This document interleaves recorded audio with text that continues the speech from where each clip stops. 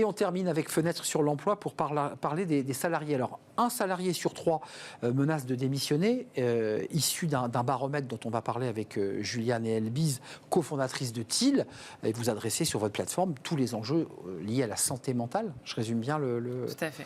merci en tout cas d'être venu nous rendre visite. Vous êtes déjà venu assez régulièrement sur notre plateau. Commentons ce baromètre, justement, qui soulève cette donnée en particulier, avec plus de 10 000 collaborateurs qui ont été interrogés. Qu'est-ce qui ressort de ce baromètre sur, j'allais dire quoi, la santé mentale ou la santé des collaborateurs? Ils ont pas le moral, les collaborateurs, là, dans votre baromètre, hein? Alors, effectivement, ce qui ressort, c'est que la santé mentale des collaborateurs est sur un fil.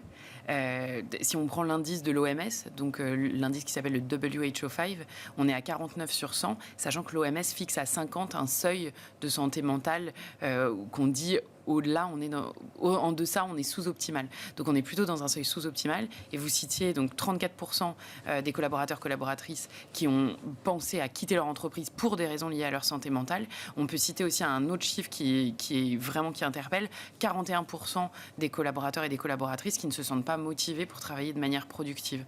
Donc ça dit quand même long sur le fait qu'il y a des leviers à actionner, il y a des leviers et surtout il faut comprendre ces chiffres pour aller mettre en place les bonnes politiques. Alors, en restant un instant sur le diagnostic pour essayer de se projeter, parce qu'ensuite il y a les enjeux d'accompagnement et de soins, puisque certains vont jusqu'à être soignés.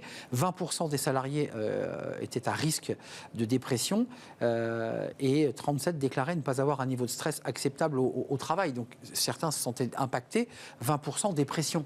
Enfin, je veux dire, l'entreprise a une responsabilité ou c'est aux collaborateurs seuls et aux citoyens de gérer sa santé, parce que l'entreprise est quand même responsable de la santé physique et mentale du collaborateur, hein.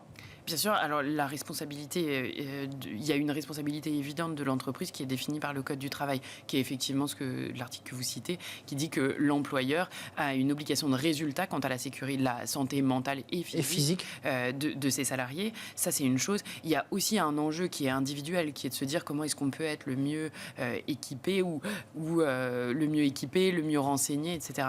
Donc les deux enjeux sont vraiment liés. Moi, j'aime bien aussi poser la question un peu sous un autre angle, au-delà de la responsabilité légale de l'employeur, il faut se poser la question de l'intérêt de l'employeur et du rôle de l'employeur.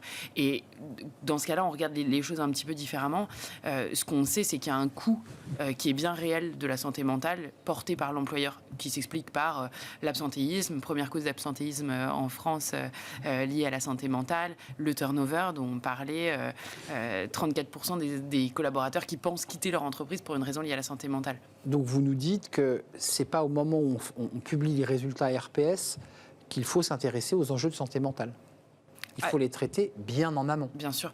En fait, il ne faut pas se dire qu'il est parfois trop tard. Parce qu'il faut toujours prendre. Donc, si on est dans une situation de crise, évidemment, il faut traiter la crise. Et si jamais on a des résultats, justement, d'enquête RPS qui ne sont pas satisfaisants, évidemment. Néanmoins, tout l'enjeu, ça va être de faire de la prévention à grande échelle la plus efficace possible pour éviter d'arriver dans ces situations de crise. C'est tout notre enjeu chez TIL. Vous savez, on est la première plateforme de prévention en santé mentale à l'impact durable et mesurable. Et tout l'enjeu, ça va être évidemment à l'échelle individuelle d'équiper les collaborateurs, les managers avec les bonnes ressources, le bon parcours personnalisé pour qu'ils puissent prendre soin d'eux. Mais à l'échelle collective, tout l'enjeu, c'est de détecter les risques et de les prédire en regardant la data et les signaux faibles qu'elle nous transmet pour justement éviter les RPS plutôt que les adresser ou les soigner. Ça veut dire donc aller très en amont, au plus près du collaborateur et le sonder au plus près, ou en tout cas lui envoyer des informations le plus régulièrement possible pour qu'il puisse s'informer, se connecter, faire des routines, j'imagine, s'auto-réguler, j'imagine. Bien sûr. Nous, vraiment, l'approche qu'on promeut et celle qui a fait ses preuves, c'est de dire qu'il faut avoir une approche qui est scientifique, c'est-à-dire fonder toutes les démarches et les contenus, l'accompagnement qu'on va fournir aux collaborateurs, collaboratrices sur une démarche qui soit scientifiquement prouvée. Donc, dans notre cas, on se fonde sur les neurosciences et les sciences cognitives et comportementales. Le deuxième volet, qui est celui que vous évoquez en filigrane, c'est d'avoir une approche qui soit systémique.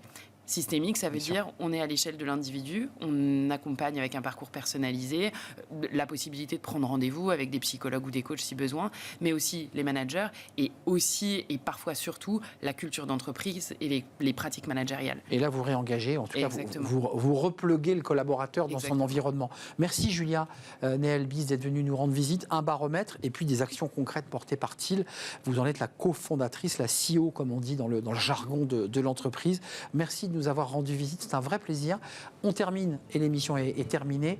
Merci à vous, merci à toute l'équipe, merci pour vos messages sur les réseaux sociaux et vos encouragements. Merci à Théo aujourd'hui à la réalisation, merci à Saïd au son et merci évidemment à Nicolas Juchat. Merci à vous, je vous dis à très bientôt. Bye bye.